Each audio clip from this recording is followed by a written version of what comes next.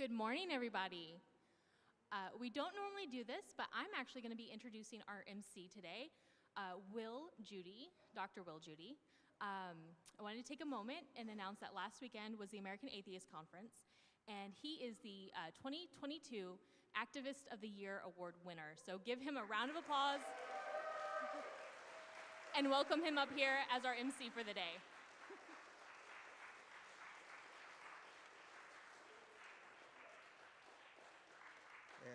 Thank you, Alexis.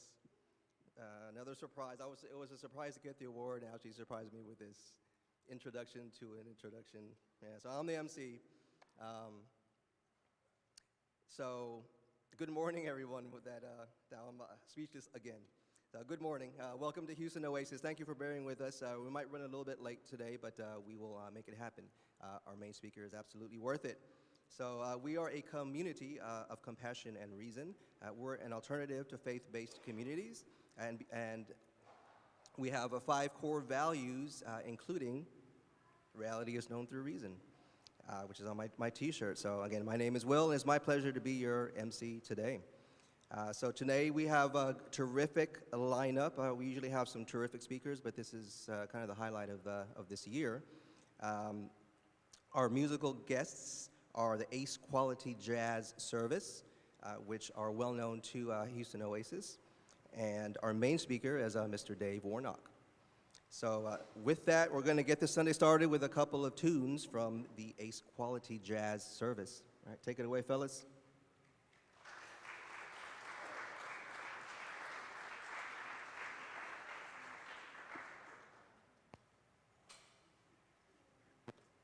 We're going to start out with the blues here,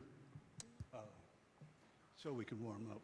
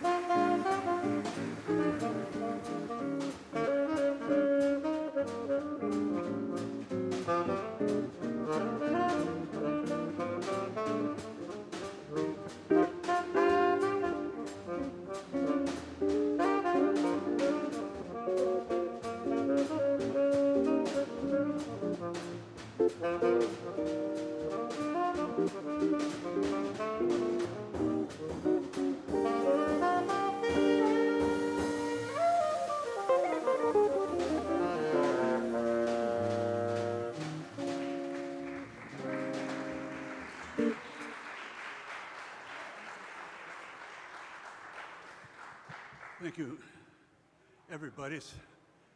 We're the Ace Quality Jazz Service. It's so nice to see a nice crowd. This is the best crowd we've played for in a long time.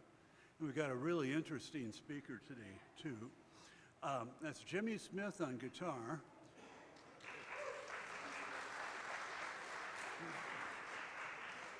David Klingenstein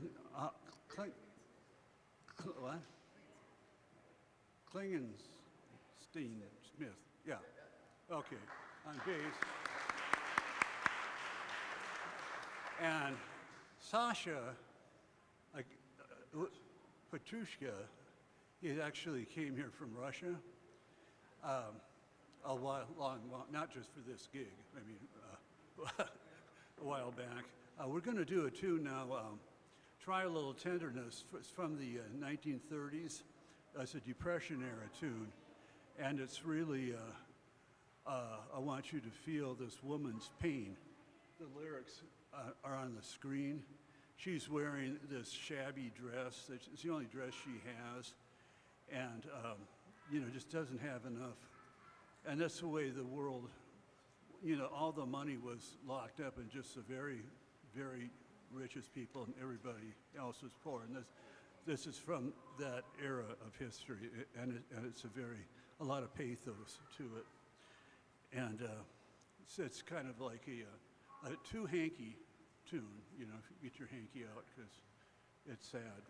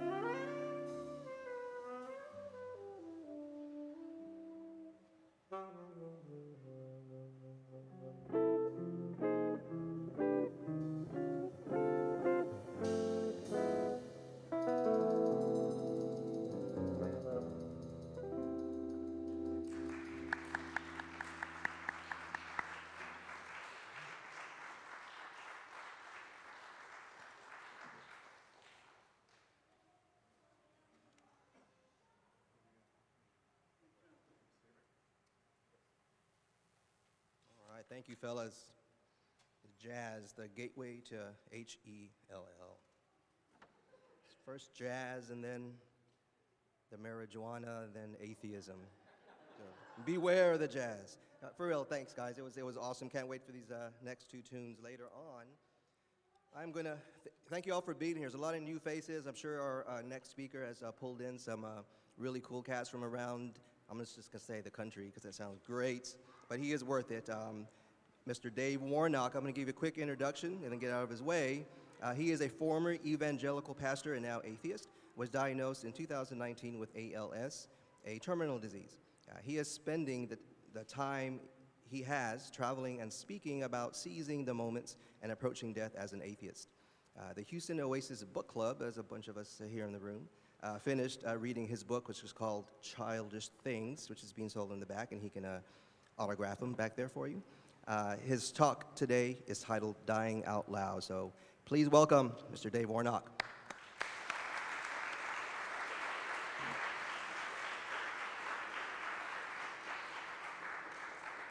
Hello, Houston. Glad to be back. You know that I noticed there were some people dancing, and see, jazz leads to dancing, and as we know, that's a sin.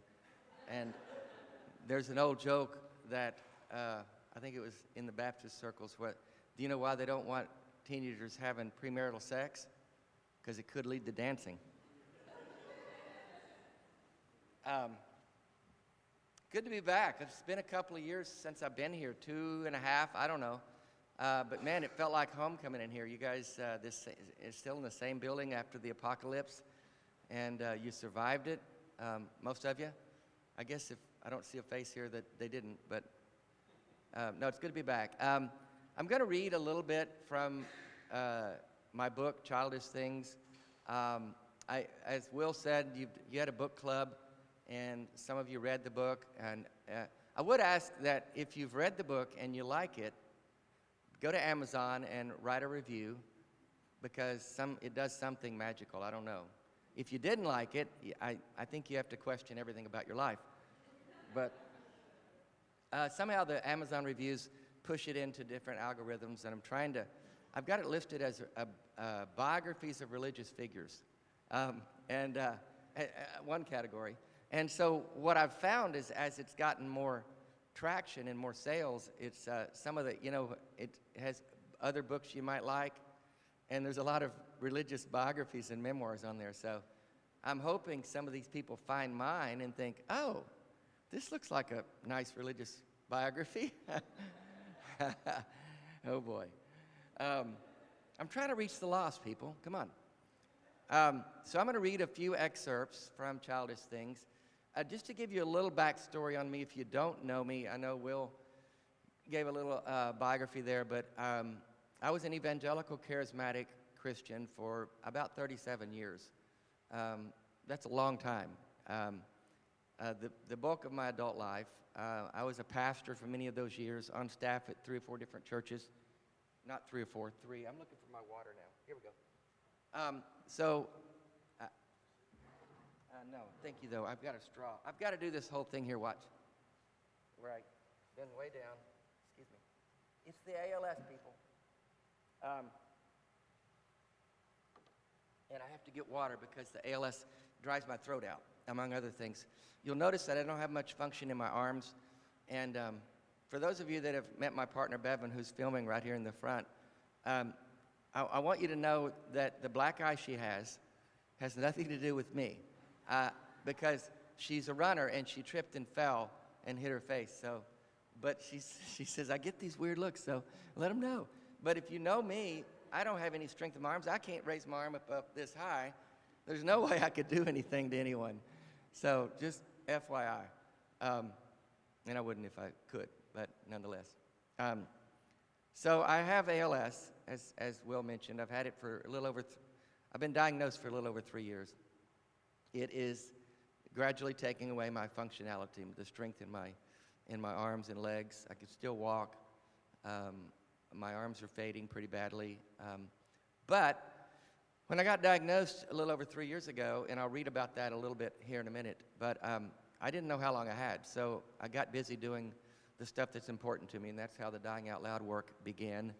And that's what I started doing, is traveling and speaking to groups like this and going on podcasts. A lot of you have seen me on YouTube shows and things like that you've told me. And so that's become very important to me, to spend the time I have left doing what I feel like is important in terms of calling out the dangers of fundamentalist religion and calling people to live their best life and grab the moments, because this is the one life we know we have. One of the shirt that I've got on, which is in our merch online, says this: "You have two lives. The second begins when you realize you only have one." And that happened for me when I left Christianity, not when I got diagnosed with ALS. When you leave evangelicalism, you realize that there is no eternal life. There is no afterlife. This is it. This is the shot we have. And we have to make the most of it. And so my book, Childish Things, is referencing a scripture. Who knows? This is Bible study time. Who knows what scripture this comes from? Anybody? Take a stab. No? Yes. Yes. Give him a sticker. Yeah. In 1 Corinthians, or 1 Corinthians, as the former guy calls it. 1 Corinthians 13, when I was a child, I spoke as a child, I understood as a child, and I thought as a child. When I became a man, I put away childish things. So the title of my book is kind of a play on that. I'm not sure how that's how Paul intended it. But it's me realizing that fundamentalist thinking is childish. It's not childlike. Childlike wonder is a good thing. Childish is immature.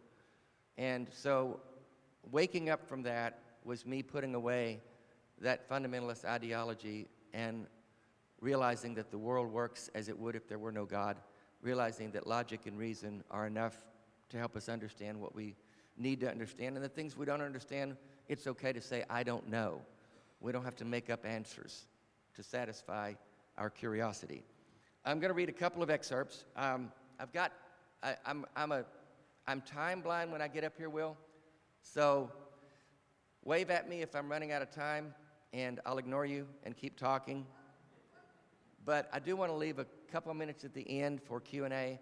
If anybody has questions about things you've read in the book or things I'm talking about or the Dying Out Loud work, anything, it doesn't matter. Our love life, anything. I guess, no, I'm just kidding. I'm going to read a little bit from early on, an excerpt from, this kind of explains what was beginning to happen in my mind as an impressionable 17-year-old without a lot of direction in terms of where my life was going. So before they do that, I'm going to take another sip from this cup because I know y'all love that. So just hang on.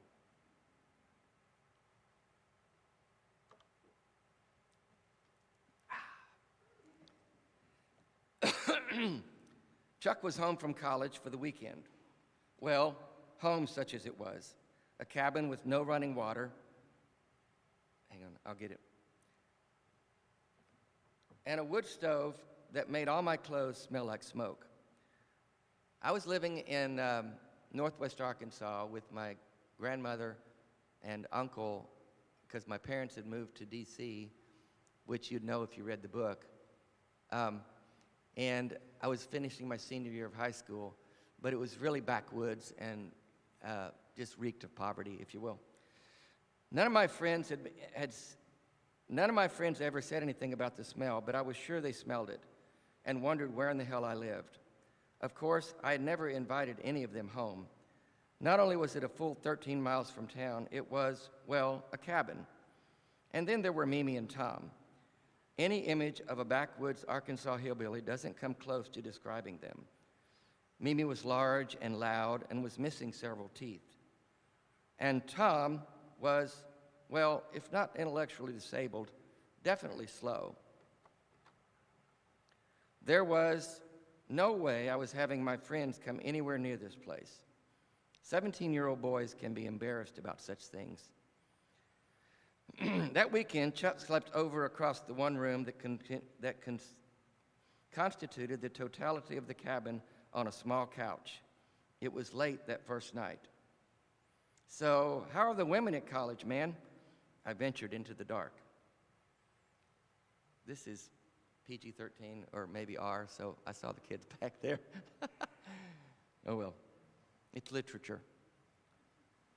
I guess I was expecting wild tales of wild sexual escapades and drunken parties. His hesitation was slight but perceptible. "Well," he began slowly, "I found there are things more important than girls." What the fuck could be more important than girls, I thought to myself. "Like what?" "Jesus," he said simply. I couldn't have been more surprised if he had said cauliflower.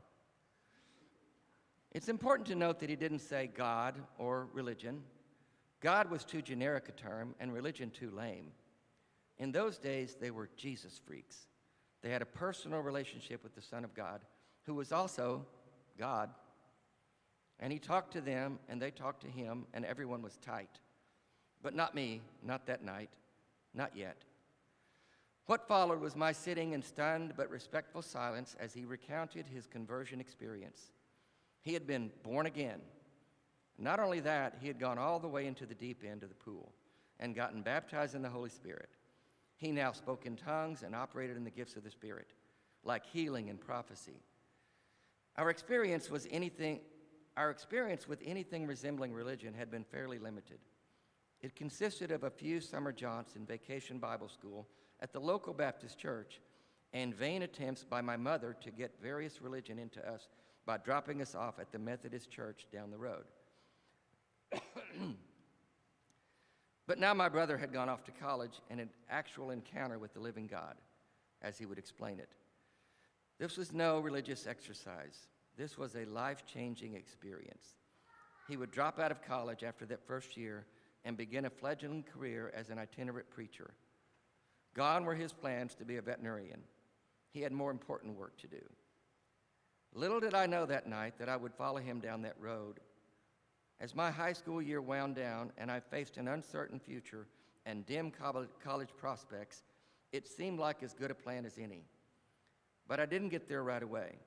I didn't exactly know how to navigate that kind of journey. There isn't exactly a manual for how to become a Jesus freak. A couple of months later, he and some of his college friends were going to be at a church service in Fayetteville, a few towns down the road from my little town of Garfield.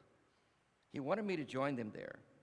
I don't know if I was just curious or truly seeking something more in my life.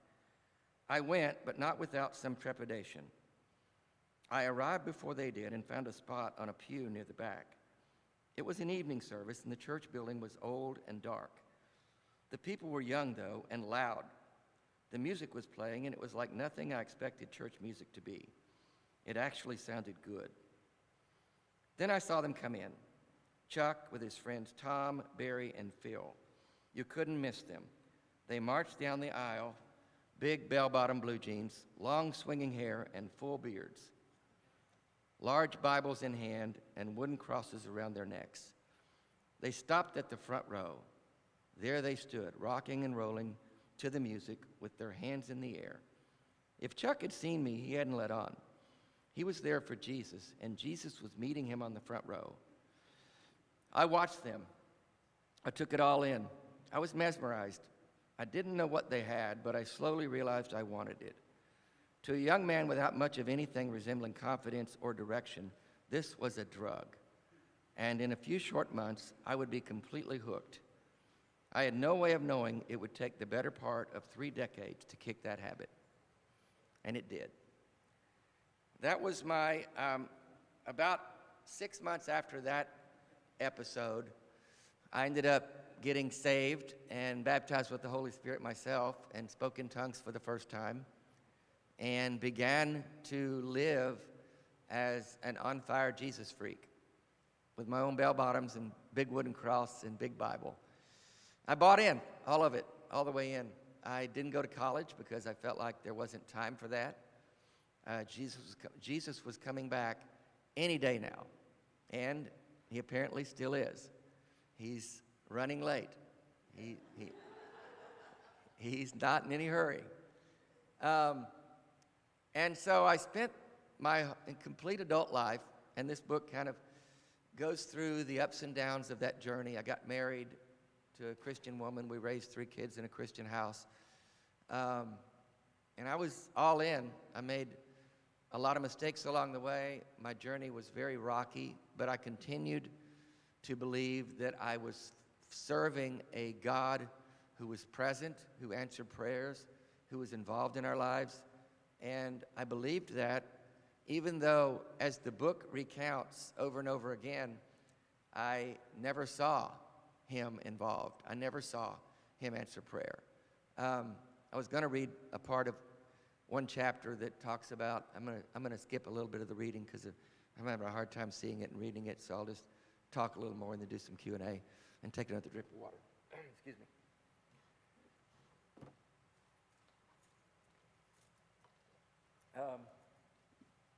The water's good. There was a time when I was on staff at a church in Arkansas, and I was the associate pastor, but I was in charge of the church for a season because my friend, who was the pastor, had taken a leave of absence. And we had a man in the church who was an elder, and he got burned in a fire at work, an explosion. And he was in the hospital for 3 months. And we had 24/7 prayer at the church in a prayer room that we had built. And at the end of the summer, he died. And there was a real crisis of faith for not only me, but a lot of people in the church. You know, all this prayer that we were doing and this believing that this God that we believed in would intervene, because that's the Bible that we believed. That's what we taught. He wasn't a distant God. He was an active, present God. And when Tom died, a lot of the church members, came to me looking for answers. And I didn't have any, so I made some up. God works in mysterious ways. And there are some things we won't know till we get to heaven. And God answers all prayers. Sometimes the answer is no. You know those. There's a whole book of them. And then a few months later, his wife got cancer. And a couple years later, she died. And they left 2 orphan boys. That was one example of many that I talk about in the book, that it was a life that I was living that wasn't measuring up to the God I believed in. And as I've said on many shows and things I've been on, when people ask me, why did you quit following God? Why'd you give up faith? A long story, but the simple answer is I got tired of making excuses for God's poor behavior. And I ran out of reasons to believe. If I couldn't believe in a God who was present and active and involved, what good is there a God? What point is there to any kind of God? To tip your hat to some sky daddy that's not involved, that doesn't do anything for us, what's the point of that? I saw nothing in that made any sense to me. So later in life, about 2011, 2012 is when I came to the conclusion that God wasn't there and that I believed a lie my whole life. And it took a lot of courage. I'll say that. It took a lot of courage. It takes courage to admit you were wrong, even in little things. How many of you have had a fight with your partner and how hard it is to say, I was wrong.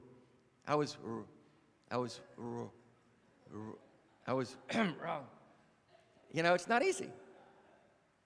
And then to have to admit that you lived 37 years believing something that was wrong. It makes you feel kind of stupid. But I'm not a stupid person, and I know that. And I like what Seth Andrews said. He says, I didn't become smarter when I quit believing in God. I'm the same IQ as I was. But there's a lot of cognitive dissonance, and there's a lot of excuse making. And how many of you, by the way, were former believers that are now atheists? So about 30, 40%. It can make you feel a little disoriented. Like, what the fuck? What's wrong with me? But there's nothing wrong with me. It's just I got caught up in something that was bigger than me, that gave me something to believe in, something to adhere to, and it captured my life until it didn't. And so this book is the culmination of that journey, my exit out of it, the drama that ensued, I lost relationship with my 2 daughters. That's all detailed in there. I have some relationship back with one of them, by the way, which I don't understand, but she's decided to come around. My son and his wife quit believing a few years ago as well. And so while they don't claim the term atheist, they don't believe there's a God that's active and involved, which that's kind of what an atheist is, but, I don't want to tell them that.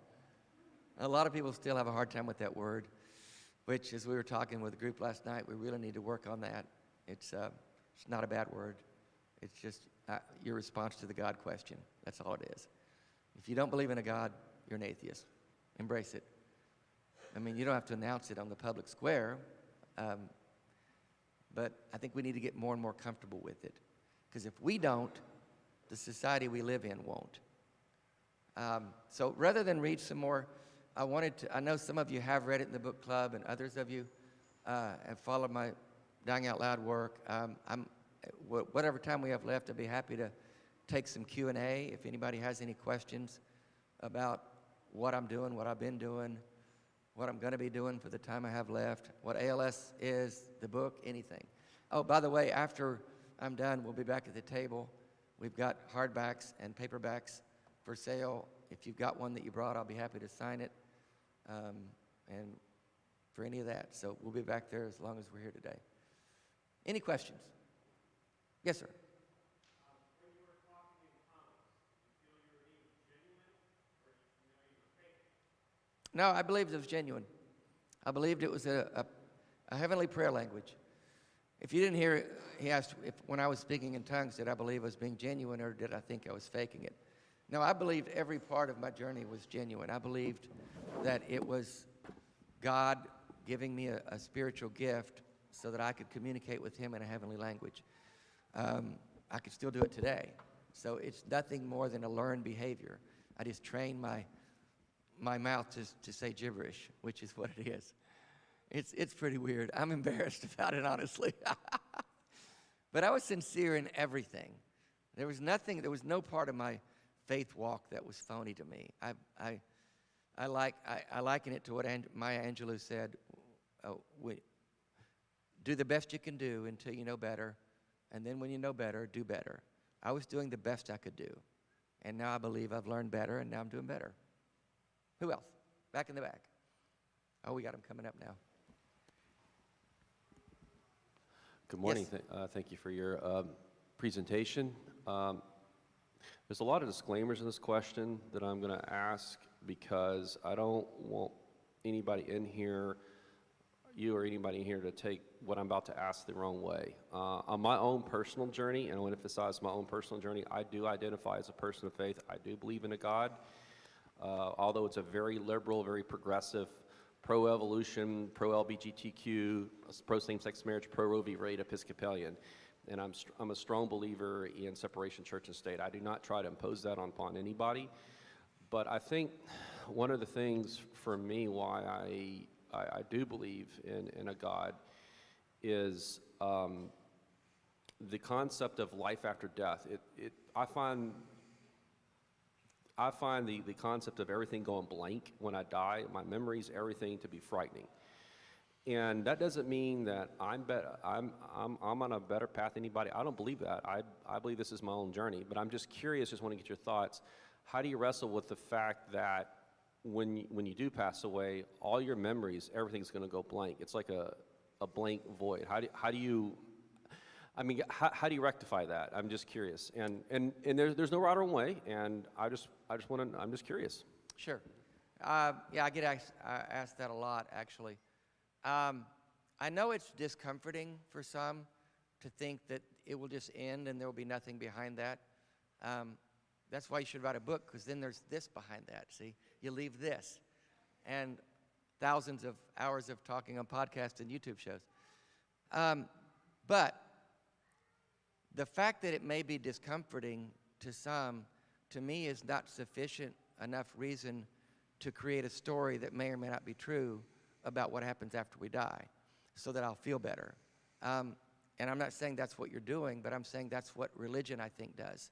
is to create a story that makes me feel better about whatever I don't understand, which I think most of us would have to admit that we don't know or understand what's after death.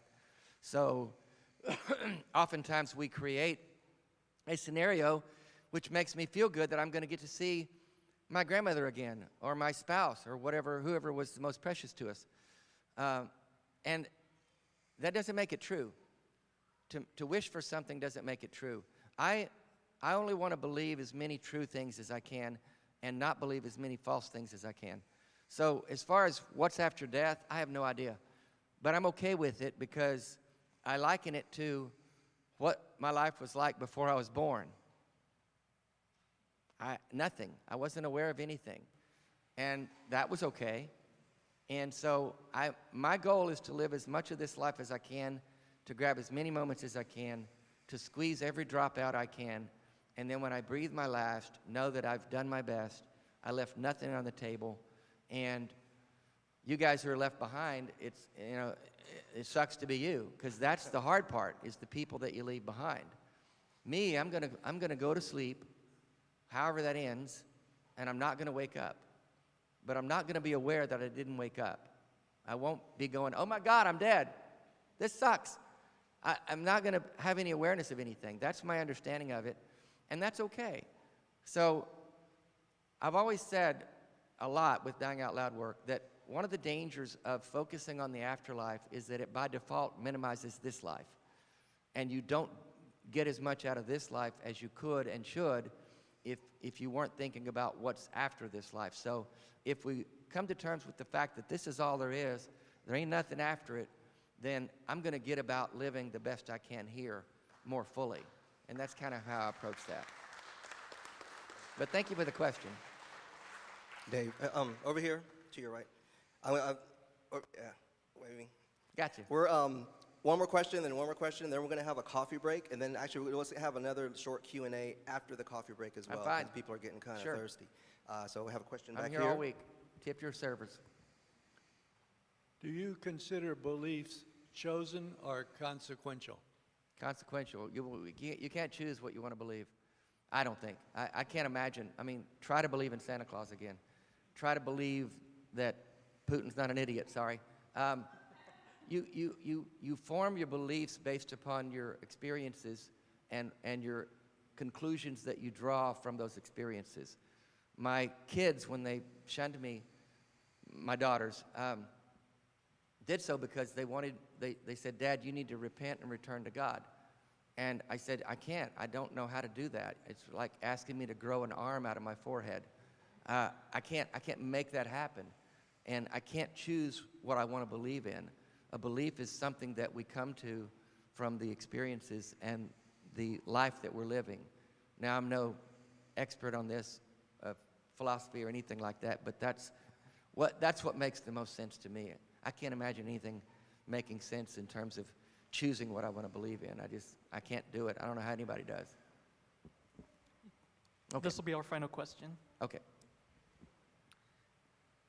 You mentioned as part of your movement towards atheism that, I'll paraphrase your words, I think, that the sky daddy who was uninvolved wasn't helping you in day-to-day life. You know, what value did your teachings or did the things you were taught through religion bring to your day-to-day life? Are there any exceptions to that thought? Are there any things that you keep from your time as a pastor that helps to guide you, even if it's maybe not directly related to the core teachings of the faith?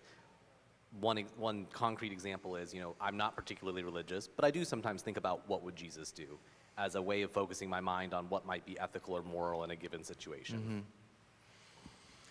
Mm-hmm. What would Jesus do? We've got bracelets that say, what would Dave do? We kind of turn that on its ear. Not that I'm better than Jesus, but it's a whole long story. It's in the book. But no, I don't. What I take from my time as a pastor is the value of community and humanity. I was a pastor of the people. I was very involved with people's lives. People would say, Dave will get down in the ditch with you, and that's just kind of the guy I was. Not that I'm trying to laud that on myself, but I just didn't care about the pretense and stuff. And so I didn't take anything out. There was no sense that I wish there was some connection to God, because I realized there never was. I was doing all the work, and he was getting all the credit. And that pisses me off now. But that's the way it is, truly. The pastors are out there beating their heads against the wall, trying to make something happen and trying to help people. I mean, the genuinely good ones, not the charlatans, but the good men and good women who are genuinely trying to serve flocks of people. They're doing all the work, and God's getting all the credit, and that's just horrible. What you've got here is essentially a church without God, and that's as it should be, because you're doing the work, you're connecting to the people, you're forming the community, you're giving a place for people to gather and to find value in this kind of thing. And that's all I took from my time at church, was that, and there's no God needed for that. So we got to take a break, right? Okay, there's Will. Thanks, Will. Yeah, any more you want me to do, I'm happy to. I will. Okay. Thank you, my man. Thank you. All right. We're going to have the band play a tune before the coffee break. I'm changing things up, keeping it interesting. So Dave's going to be back there at the table signing books, so get a book.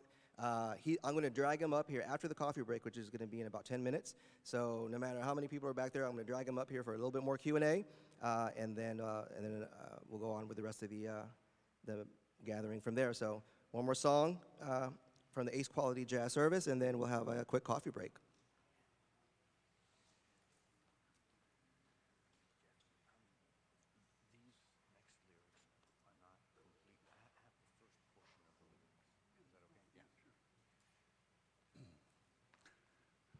This is a World War II song, I Remember You. And I was thinking, the first song I did, Try a Little Tenderness. How many people, can you hear me?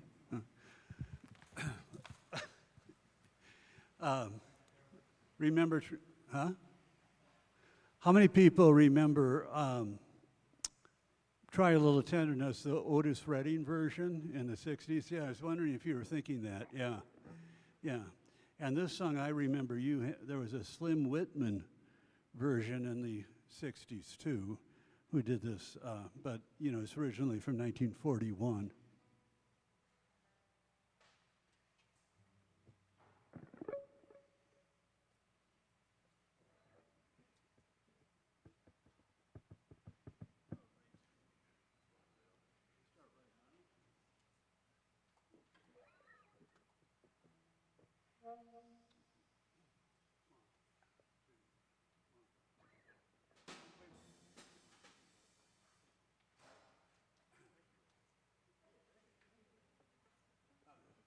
We're the Ace Quality Jazz Service. We do it right the second time. Let's do it again. You got the right tune up? Okay. 1, 2, 1, 2,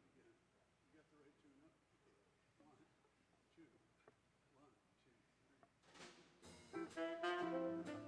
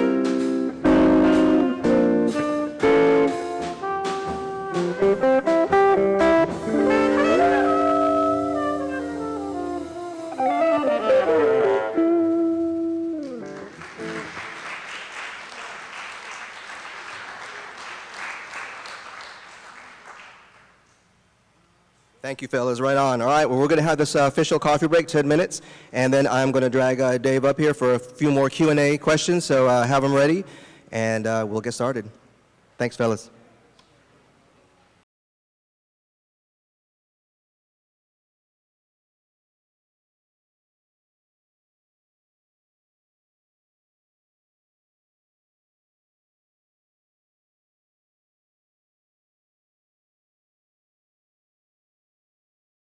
With the mic, he knows what to do up here because he's charismatic preacher type. But he's one of ours now, so he's actually. I'm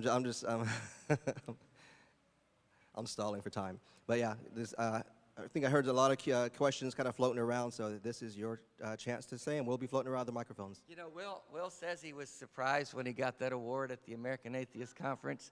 We were there, and he was dressed pretty nice that night. I don't know. Suit and tie, I don't know.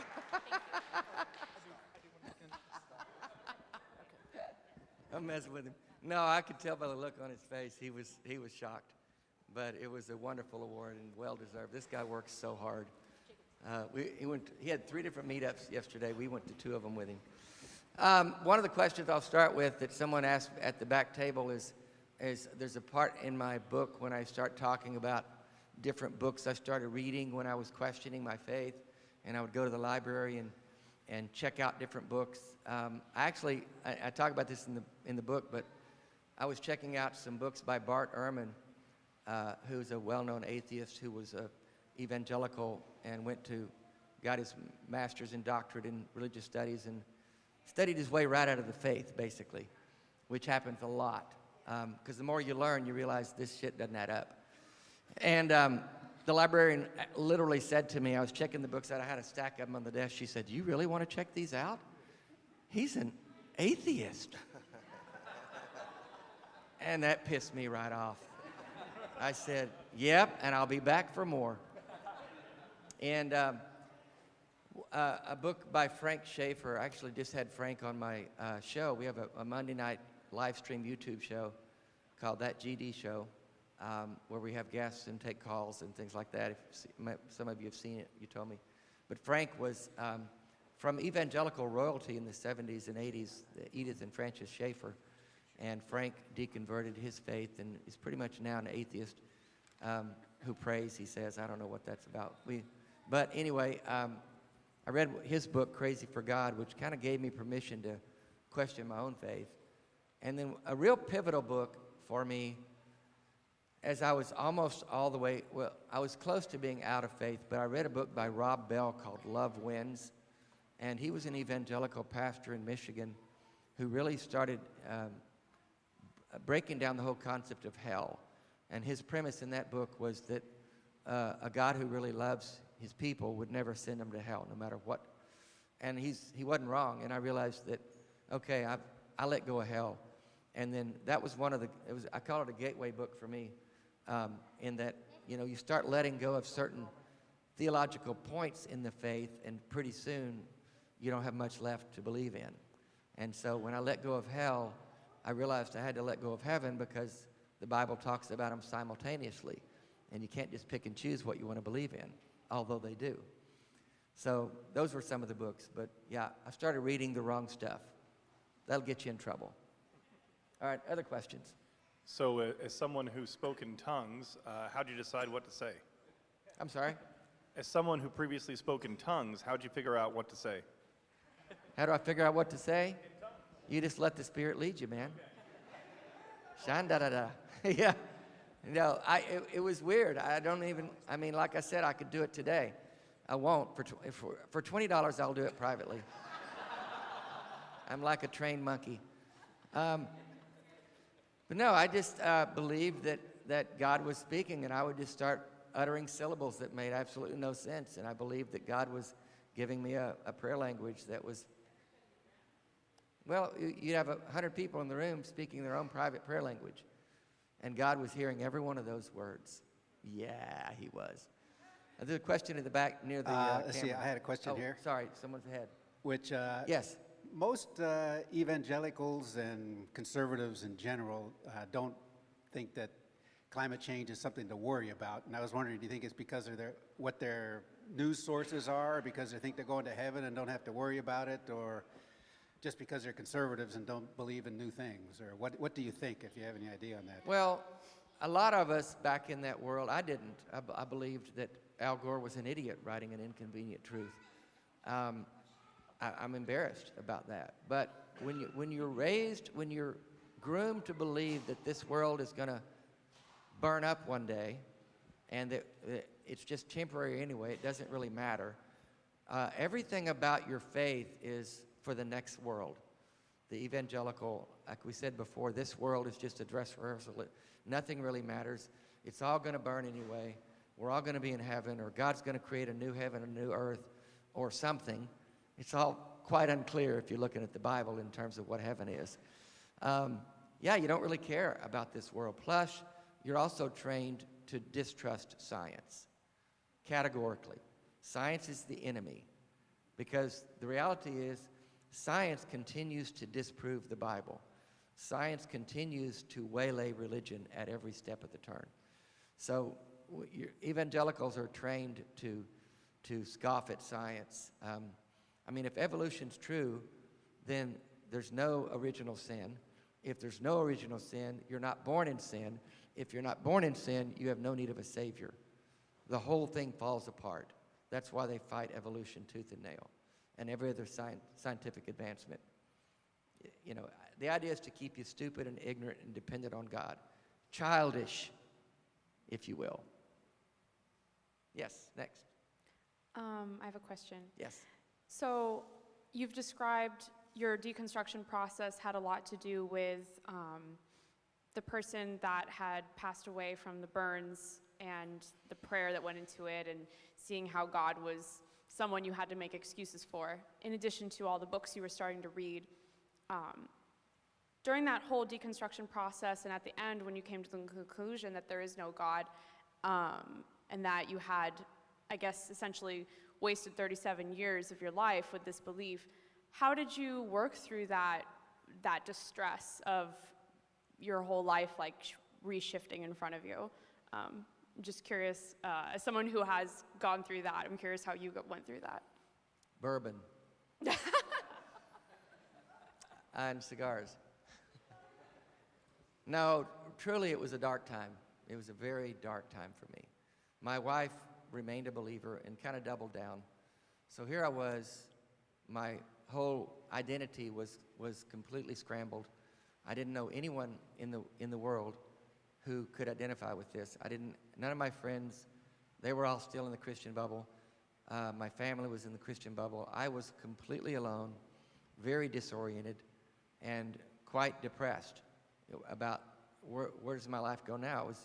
I was in my mid-50s at the time, and looking at the tail end of my life, living with a woman who continued to believe in things that I was growing more and more concerned about in terms of the trauma that they induced and the damage that religion was doing. And then Trump happened in 2016, and that was just like the dystopian tip of the iceberg and the final straw and all those. And I just thought, this is unsustainable. And it took me 4 or 5 years to find my footing, find people to find my community, to find like-minded people. I found the first few of them through the Clergy Project. Got to talk with Dan Barker and some others, and realized there were others out there like this that had been through the exact same thing. And once you find that, you realize you're not crazy. You realize you're not alone. And then I just began seeking out those relationships. And they're some of the best friends I have now to this day, are people that I found in some of the darkest times of my life.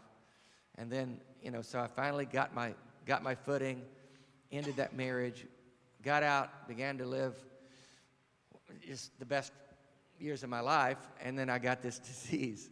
And so I thought, okay, I said, okay, God, I was just kidding about that atheism thing. Let's talk. Me and you, bro. But no, it was a dark time, and I know a lot of people have experienced that. I was in a pretty severe depression for a couple of years because I really didn't know where this life would go and how I could move forward. I'm a social person, and to have all of that crushed, to lose my daughters, I was really in a bad place. Never was suicidal, but I just really didn't have. There were days where I just thought, what's the point? Why am I doing this? And it's tough. It's tough. I love to direct people toward recovering from religion because they have great resources there to help people through those times. So, not an easy thing, though. Who else? This is going to be our final question. Okay. That's a lot of pressure. Yeah. Make it a good one. No pressure. So, Dave, since, and in my opinion, a lot of religions make science and atheism out to be like, a demon or the devil, right? Or tools of the devil. Do you think converts such as yourself are like the best option for converting other religious people? I had a hard time understanding what you said. Maybe pull the mic back. Say that again, just the question part. I didn't catch it. Do you believe that converts such as yourself have a higher chance of success of converting religious people, or those who maybe are on the fence of? People like myself converting religious people to unbelief? Yeah, to have a better chance than atheists, or say. Well, I am an atheist. You're talking about someone who once was in the faith. Yes. Gotcha. Well, to answer the question you didn't ask, I don't really try to convert people. I'm not an atheist evangelist.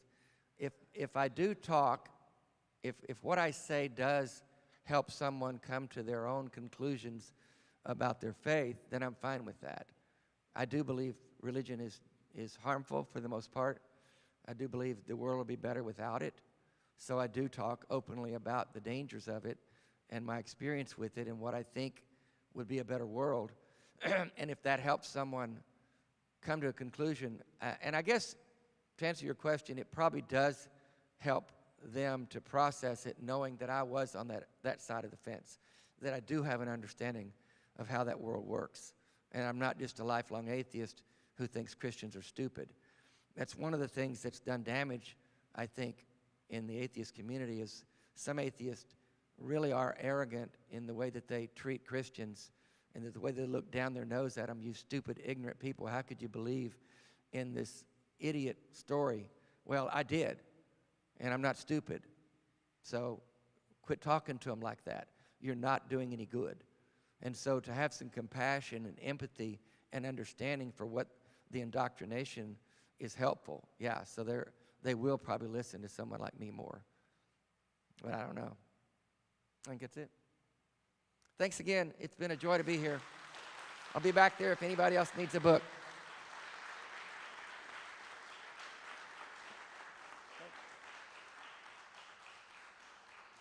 Thanks, Dave. You now have a family in Houston as well, and we'll be tuning in to his YouTube show on Mondays at 6 p.m. Central Time. Got a lot of really cool speakers, and yeah, it makes my heart smile to see you all here. I see some new faces. I see people from Houston Atheists. There's another group in Houston. Noe's wearing a Black Non-Believers t-shirt. I mean, this is wonderful. I love where this is going. And what would Dave do? This is exactly what Dave would do. So support him on the YouTubes. Tune in on Monday night, 6 p.m. And as the band gets ready for the final song, just let you know that just like Dave has guests, we are trying to bring in some great guest speakers for the rest of the year. So it's all volunteer. So if you find it in your hearts and minds, become a recurrent donor. There's a donation hat back there, or just grab someone on the board if you want to donate. All voluntary, but we do appreciate it. But band will play one final song to get us fully deconverted to atheism, and then I'll give some quick announcements right after.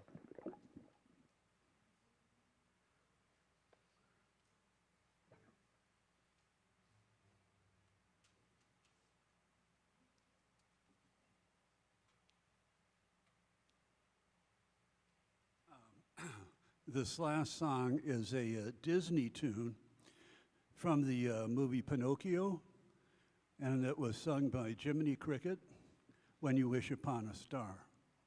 It was from like about 1939.